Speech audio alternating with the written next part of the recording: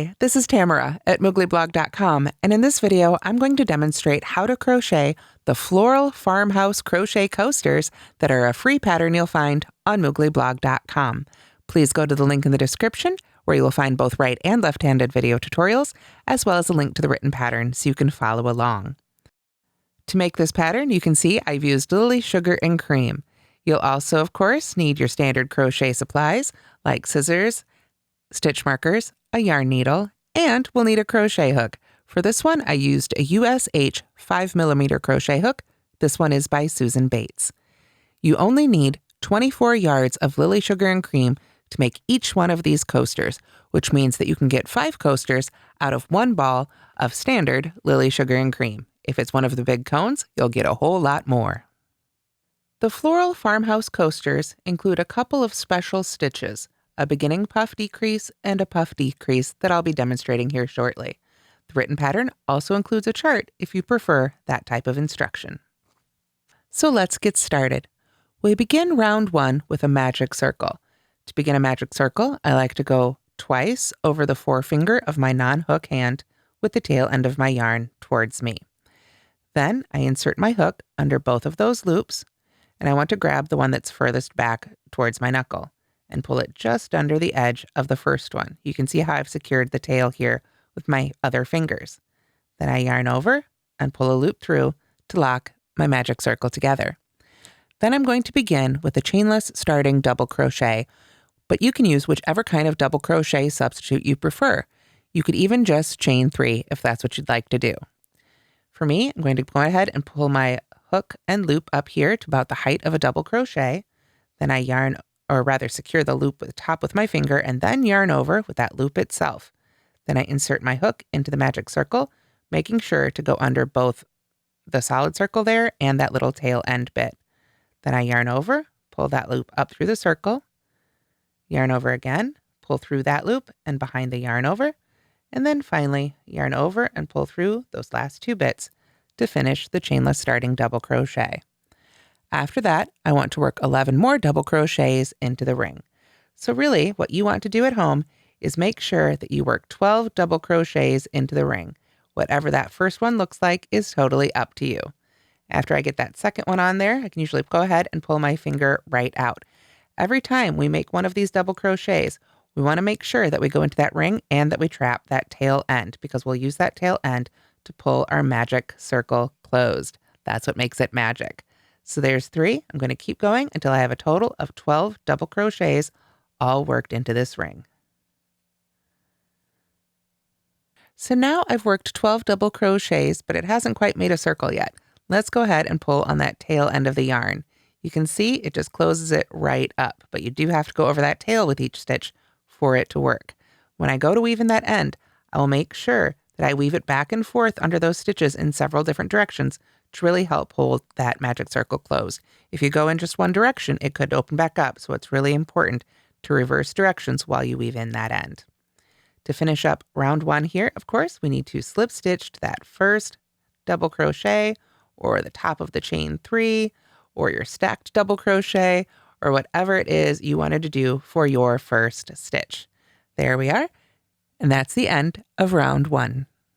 In round 2, we're doing some simple increases, 2 double crochets in each stitch. So again, for the first one, you can start with whatever double crochet substitute you like. I like to pull up my loop and do my chainless starting double crochet here. There we go, pull that loop through and finish that first stitch. Whatever sort of stitch you like to use for your first double crochet, we can go ahead and put a stitch marker in there if you like as well. Then we want to double crochet again right back in that same first stitch. There we go.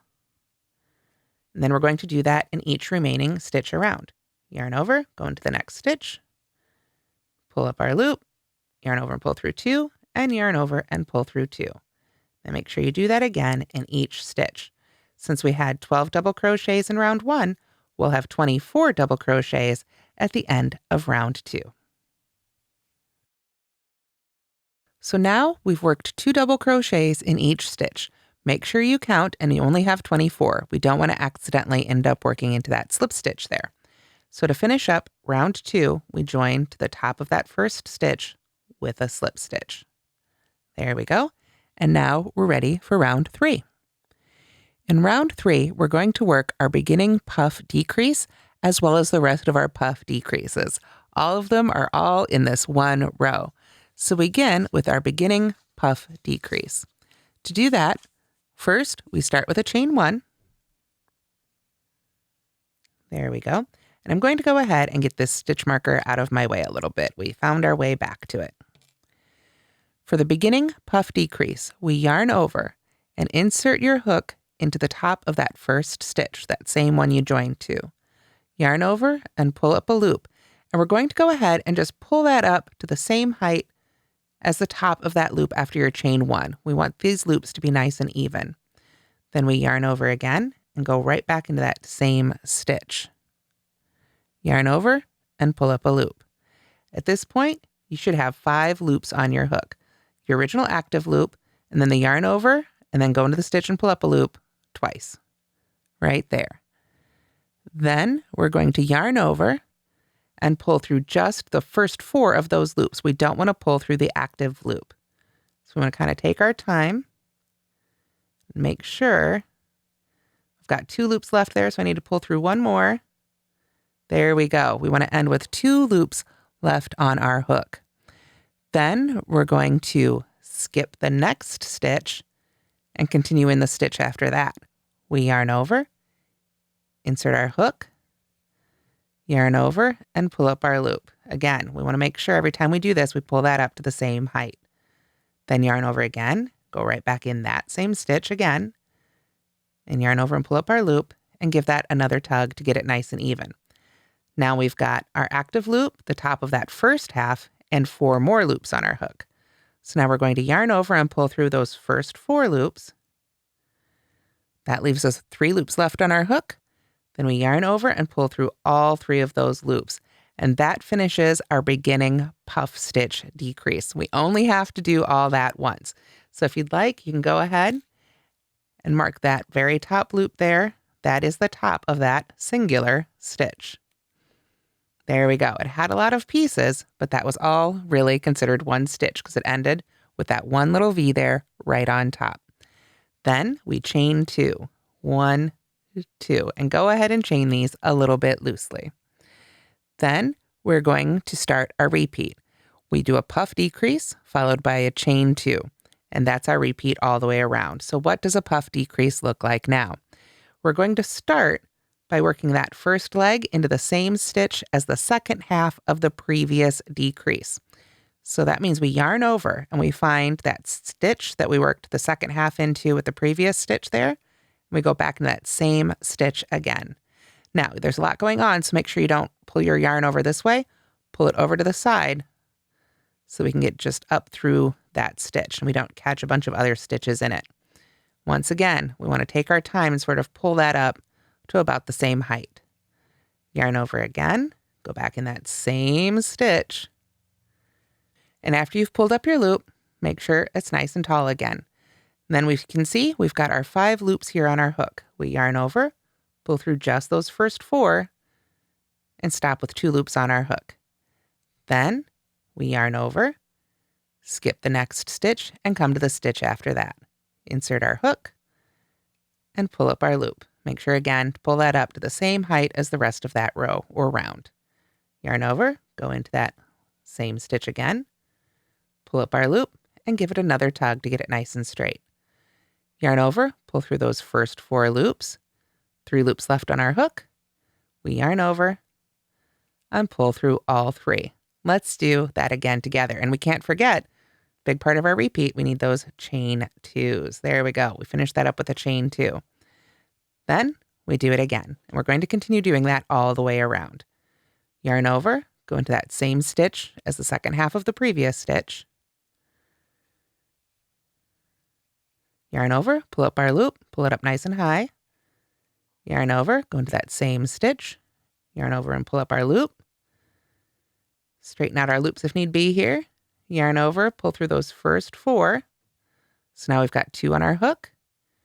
We yarn over, skip the next stitch, go into the next stitch after that. yarn over and pull up our loop, pull it up nice and high, yarn over, go back in that same stitch again, pull up our loop nice and high, yarn over and pull through 4. That leaves 3 loops on our hook, yarn over and pull through all 3. And don't forget, of course, to chain 2. So we keep doing that all the way around, so I'll see you as we get to the end of round 3. As you can see, I've worked most of the way here around round 3, and I have finished 11 of my puff decreases, but that means there's one more to go. I wanted to go ahead and do that one together. Because for this one, again, we're going to start in the second half of the previous stitch. So let's do that together here. We yarn over, go right into that previous stitch there, pull up our loop, yarn over and do it again. There we go. Pull that up nice and high, yarn over and pull through 4. But now when we go to that second half, we want to make sure that we skip the final stitch.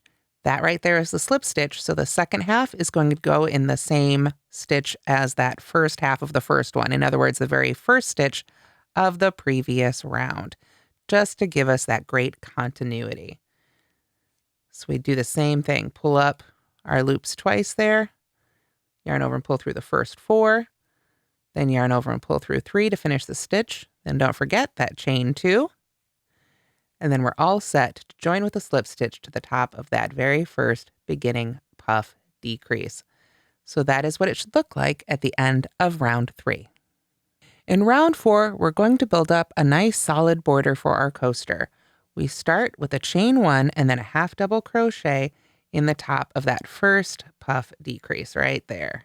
There we go. If you'd like, you can go ahead and mark that one with a stitch marker as well. Go ahead and add that right there. There we go. And then we are going to work 3 half double crochets in the next chain 2 space. So we want to go ahead and make sure that when we have those puffs coming together, that's the top of our puff. Then we've got the chain 2 in between. So we work 3 half double crochets right in that chain 2 space in between those decreases. So there's 1 and 2 and 3. Then we do our repeat again, half double crochet in the next stitch and 3 half double crochets in that next chain 2 space. 1 and 2 and 3. Let's do one more repeat, half double crochet in the top of the next puff stitch or puff decrease, and then 3 half double crochets in that next chain 2 space. So you can see if you might have a little bit of cupping at the end of round 3, round 4 really helps straighten that right back out and give us this nice edge. So continue that way all the way around. And of course, we'll join with a slip stitch to that first half double crochet. So now I've worked 48 half double crochets all around round 4, and you can see our coaster is almost done. Round 5 is simply sort of a decorative round that I think gives it a really nice finished touch. Let's go ahead and get our stitch marker out of the way, and then we're simply going to loosely slip stitch in each stitch around. As I say, it just gives it a little bit of a nicer edge, I think, but it is, of course, totally optional. So we've got our first slip stitch to our first stitch there. So I'm going to go ahead and go to our next stitch. But we do want to loosely slip stitch. We don't want to pull this tight at all along the edges. So to do that, I'm going to go into the next stitch, yarn over and pull up my loop. But instead of just pulling it straight through, I'm going to give it a little pull up, make it a little bit looser and a little bit taller before I pull it through the other loop on my hook. Then I continue the same way all around. Insert your hook in the next stitch, pull up a loop, give it a little bit tug there, make it a little bit taller before we pull it through the other loop. As you do this, you want to make sure not to pull back on your working yarn to tighten up after every stitch, or you'll undo what you did by loosening up each one of those loops. Try, and once you've pulled that loop through, keep it the same size as you pull it through the previous loop. Do one more here. And if I pull up on that loop there, you can see how that adds just a little bit more of a finished edge to our coaster. Work that all the way around, and then you can finish up and join to the first one, and you'll be all set. And that's how to crochet the Floral Farmhouse Crochet Coasters. Thanks so much for watching, and don't forget to like and subscribe.